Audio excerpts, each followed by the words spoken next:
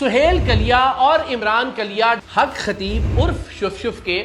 6 سال سے مرید ہیں کہ یہ لوگ جس بنیاد پر مارکیٹنگ کر کے لوگوں کو بے وقوف بنا رہے ہیں وہ بنیاد سرے سے ہی غلط ہے۔ سہیل کلیا میں مختلف انٹرویوز میں یہ کہتے ہوئے دکھائی دیتے ہیں کہ یہ صاحب پچھلے 6 سال سے بے اولاد تھے اور میرے مرشد کی نگاہ کرم سے ان کو اولاد مل گئی۔ مرشد کی نگاہ سے اللہ کی ذات پاک نے ان کو صاحب اولاد کیا۔ کسی ایک اور انٹرویو میں ہمیں یہ کہتے ہوئے دکھائی دیتے ہیں کہ یہ صاحب 19 سال سے بے اولاد تھے لیکن میرے مرشد کی نگاہ پاک سے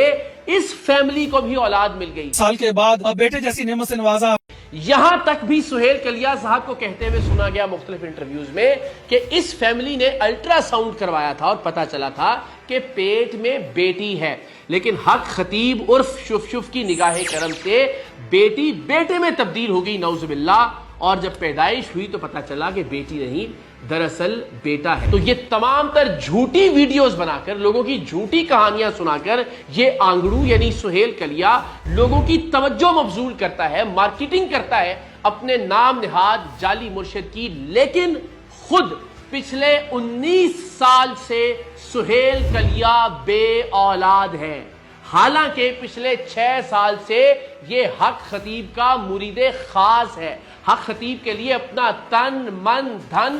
سب کچھ قربان کرنے کے لیے تیار ہے، حق خطیب کا خود ساختہ ترجمان بنا ہوا ہے، تقریباً 24 گھنٹے یہ حق خطیب کے اڈوں پر گزارتا ہے۔ اگر اس کے پیر میں، اگر اس کے نام نہاد مرشد کی نگاہ پاک میں اتنی تاثیر ہے تو اس شخص کے گھر اب تک اولاد کیوں نہیں ہوئی؟ کیونکہ کم سے کم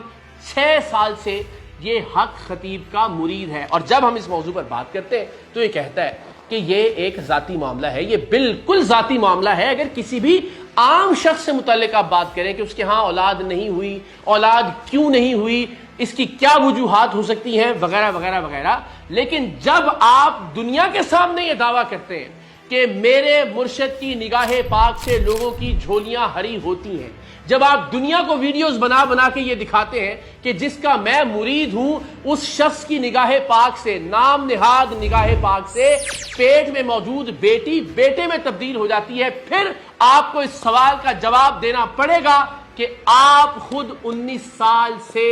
بے اولاد کیوں ہیں۔ اب یہ ذاتی معاملہ نہیں رہا، اب آپ کو قوم کو اور عوام کو یہ بتانا پڑے گا کہ آخر کیا معاملہ ہے کہ آپ صاحب اولاد نہیں ہیں اور لوگوں کی جھوٹی کہانیاں سنا سنا کے اپنے پیر کی مارکیٹنگ کرتے ہیں کہ میرا پیر لوگوں کی جھولیاں بھرتا ہے، میرا پیر لوگوں کو اولادیں عطا کرتا ہے۔ یہاں ایک چیز غور طلب ہے اور وہ یہ کہ حق خطیب کے اڈے پر جا کر ظاہر ہے کسی کو بھی شفا نہیں ملتی، اور جب لوگ کہتے ہیں کہ جناب ہمیں تو شفا نہیں ملی یا ہمیں تو آرام نہیں آیا تو اس کا اکثر جواب یہ دیا جاتا ہے کہ آپ کے دل میں عقیدت نہیں تھی، آپ کسی شک کے ساتھ یا کسی بدگمانی کے ساتھ یہاں پر آئے تھے، جو عشق مصطفیٰ لے کر یہاں آئے گا اس کو ضرور شفا ملے گی۔ تو پھر سوال یہ ہے کہ حق خطیب کا یہ جو سب سے بڑا چیلا ہے آنگڑو یعنی کہ سہیل کلیا،